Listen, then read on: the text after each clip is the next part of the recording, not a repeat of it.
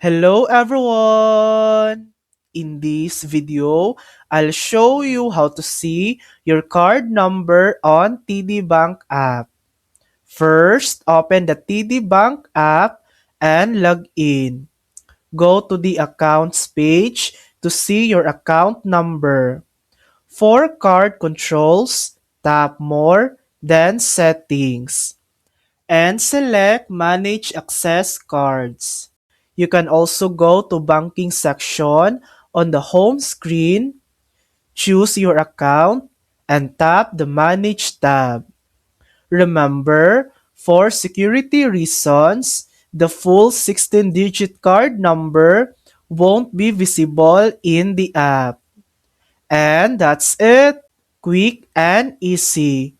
And that's how to see your card number on TD Bank app.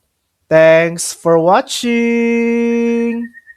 If this video helped you, please like and subscribe for more helpful tutorials.